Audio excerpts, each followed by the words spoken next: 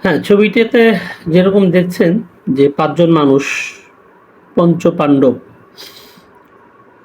এই পঞ্চপাণ্ডব মূলত বর্তমানে শেখ হাসিনা তথা ফ্যাসিবাদকে ফিরিয়ে আনার জন্য উম একেবারে আঁটসাঁট খেটে নেমেছেন। বিশেষ করে মিডিয়াতে আ বিভিন্ন রকমের বয়ান তৈরির মাধ্যমে শেখ হাসিনা বা আওয়ামী লীগ তার প্রতি আপনার সফটনেস তৈরি করার খুব চেষ্টা চালিয়ে যাচ্ছেন এই পঞ্চপাণ্ডব। এছাড়াও ওনারা অন্তর্বর্তী সরকারকেও গত অন্তর্বর্তী সরকারকেও খুব বাজেভাবে আক্রমণ করতেছে। হ্যাঁ, আপনি অন্তর্বর্তী সরকারের বিভিন্ন কর্মকাণ্ড নিয়ে সমালোচনা করতে পারেন, তীর্যক সমালোচনা করতেই পারেন।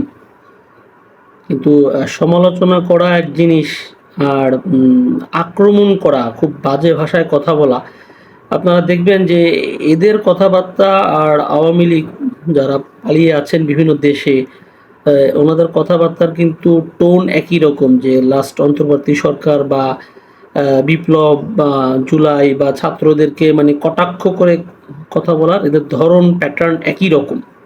হ্যাঁ, ওনাদের সমালোচনা করা যায়, ছাত্রদেরও বিভিন্ন কাজের সমালোচনা আছে, কিন্তু কথার যে প্যাটার্ন, ঢং, এটা দুটা দেখবেন যে ওনারা একই। সো এই থেকেই বোঝা যায় যে আসলে ওনারা আসলে ফ্যাসিবাদের এক প্রকার খুব নতুন করে আবার তাদের প্রতি একটা সফট কর্নার তৈরি করার খুব চেষ্টা চালিয়ে যাচ্ছেন এই পঞ্চপাণ্ডব। তাদের নিয়ে আসলে কথা অনেক কিছুই বলা যায়, এখন বলতে গেলে অনেক বড় হয়ে যাবে ভিডিও। তো সবার আগে দেখুন মাসুদ কামাল, ওনাকে আমরা সবাই চিনি। প্রতিটা টক শোতে উনি আসেন, কথা বলেন। তো মজার বিষয় হচ্ছে ওনার কথা, ধরন, সব কিছুই আপনি যদি একটু ভালো মতো পর্যবেক্ষণ করেন, দেখবেন যে জাস্ট অন্তর্বর্তী সরকার, বিএনপি বা সবার উপর উনি বিক্ষুব্ধ। ওনার কথাবার্তা শুনলে মনে হয় যে আওয়ামী লীগের সময় ভালো ছিল। হ্যাঁ, আওয়ামী লীগের কিছু টুকটাক দোষ ত্রুটি ছিল, কিন্তু ওভারঅল আওয়ামী লীগের শাসন আমার খুব ভালো ছিল। এবং উনি বেশিরভাগ টকশোতে উনি বলেন যে উনি কিছুই জানেন না, আমি বুঝি কম, এই সেই। উনি এত কম জানেন, উনি টকশোতে কেন আসেন এটাও বোধগম্য না। পড়াশোনা করে আসেন, আসুক। উনি একজন সাংবাদিক বলে নিজেকে পরিচয় দেন। সাংবাদিকের তো অনেক কিছু জানতে হয়, সব ব্যাপারেই কম কম কিছু জ্ঞান থাকতে হয়। এইটা একটা মাসুদ কামালের একটা বিষয়। এবং মাসুদ কামালদের সাথে অন্যদের যাদের লিয়াজও আছে, প্রত্যেকেই দেখবেন যে ওনারা আওয়ামী লীগের সময়ে আওয়ামী লীগের ঘি খাওয়া লোক তারা। তারপরে দেখুন ওই যে পান্না, মঞ্জুরুল আলম পান্না বা এরকম নাম ওনার, চিপ টাইপের একজন সস্তা মানের একজন লোক, অন্তর্বর্তী সরকারের সময় গ্রেফতারও হয়েছিল। ওনার কর্মকাণ্ড এতটাই বাজে এবং গত ফ্যাসিবাদের উনি এতটাই একদম এজেন্ট একজন, যে আসলে ওনার কর্মকাণ্ডের কারণে ওনাকে অন্তর্বর্তী সরকার বাধ্য হয়েছে ওনাকে মানে গ্রেফতার করার জন্য।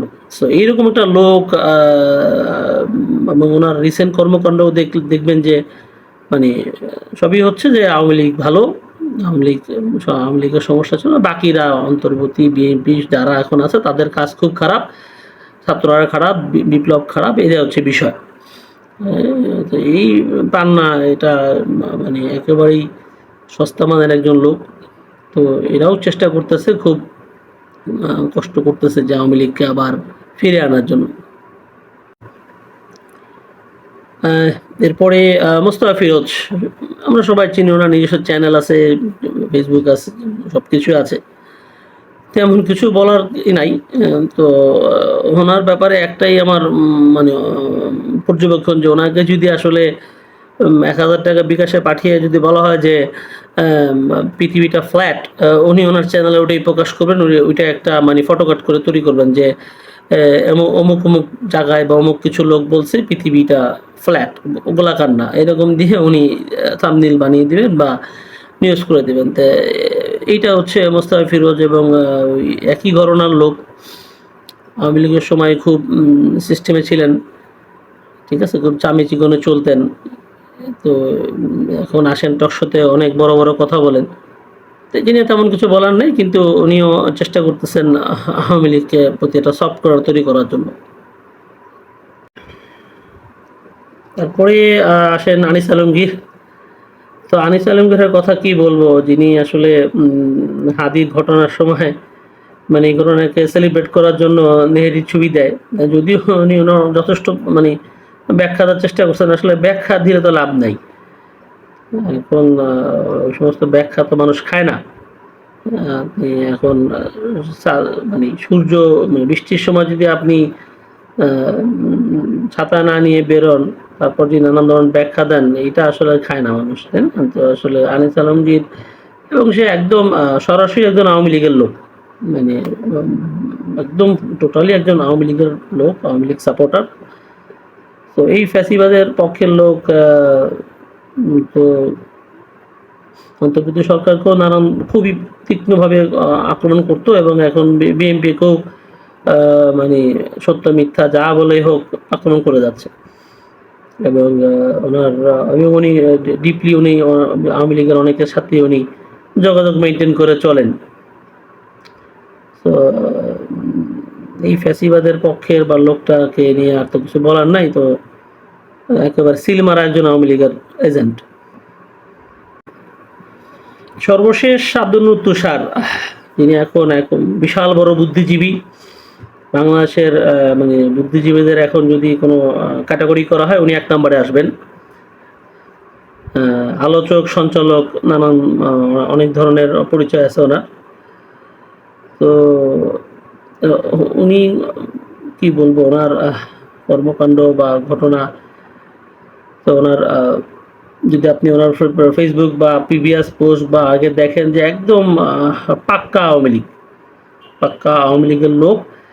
সরকারের গত আওয়ামী লীগের পুরাটা সময় মজা নিছেন, এবং জুলাই বিপ্লবের সময় ওনার কোনো উল্লেখযোগ্য বলার মতো কোনো ভূমিকা নাই, এবং অন্তর্বর্তী সরকারের সময় উনি বিভিন্নভাবে ঝামেলা পাকানোর চেষ্টা করছেন। আর এখন তো অন্তর্বর্তী সরকার মানে ওনার ২ চোখের বিষ। মানে আওয়ামী লীগ ওনার মুজিব ওনার কাছে মানে পিতার থেকে ওনার বড় বেশি। কাদের তো ওই সময়ের স্বরাষ্ট্রমন্ত্রী, সরি, যোগাযোগ মন্ত্রী। তো ওনার জন্য একদম অনেক বড় সম্ভাষণ। তো এই আব্দুল নূর তুষার মানে যথেষ্ট পরিমাণে একজন বাজে, মানে অদ্ভুত টাইপের একজন লোক। হ্যাঁ, মাথায় তো ঘিলু একশোটাকও কিছু নাই। হ্যাঁ, আসলে যারা আওয়ামী লীগ করে তাদের মাথায় সে ঘিলু থাকেও না। তো এখন মন্তব্য সরকার কি ইউনুসকে সকাল বিকেল গালাগালি করে। একদিন দেখবেন যে আওয়ামী লীগের লোক যেমন ইউনুসকে গালাগালি করে, আব্দুল নূর তুষারও সকাল বিকাল ইউনুসকে গালাগালি করে, ছাত্রদের গালাগালি করে। তুষারের কাজই এটা। তুষারের কাজই হচ্ছে যে মানে আওয়ামী লীগ ভালো, বাকি সবাই খারাপ। এই লোক এখন হচ্ছে বুদ্ধিজীবী। উনি বলে যে আওয়ামী লীগ গুলি চালানোর আদেশ দেয় নাই। এটা না, মানে বিভিন্ন ধরনের ন্যারেটিভ, যত প্রকার ন্যারেটিভ বানানো যায় এখন ওনাকে এই ধরনের দেওয়া হয়েছে, প্রজেক্ট দেওয়া হয়েছে। উনি এখন প্রজেক্ট এগুলো করতে থাকেন। তো এই পঞ্চপাণ্ডব আসলে এরা টকশোতে যাচ্ছেন, এবং বিভিন্ন যারা ফেসিবাদের প্রিভিয়াস মিডিয়া ছিল, এই মিডিয়াগুলো ওনাদেরকে ডাকেন, এবং ডেকে মানে আওয়ামী লীগের পক্ষে একটা সুন্দর মতো ন্যারেটিভ বানানোর চেষ্টা করতেছে। আমরা যারা জুলাই কাজ করছিলাম বা বিপ্লবে ছিলাম, অভ্যুত্থানে ছিলাম, কেন আমরা ওনাদের সাথে টকশোতে যাই বা কেন ওনাদের সাথে আমরা বিতর্কতে যাই, এটা আমাদের বোধগম্য না, আমার বোধগম্য হয় না। ওনাদেরকে পুরোপুরি বয়কট করা উচিত। এই পঞ্চপাণ্ডবকে বা সম্পূর্ণভাবে বয়কট করা উচিত, এবং এদের থেকে মানে যেমন বলে না যে কুকুর থেকে দূরে থাকার জন্য এই পঞ্চপাণ্ডব থেকে আমাদের দূরে থাকতে হবে, এবং এদেরকে ছাই দিলেই বা এদের সাথে তর্কে গেলে এরা চেষ্টাই করবে আওয়ামী লীগের প্রতি একটা সফট কর্নার তৈরি করার জন্য।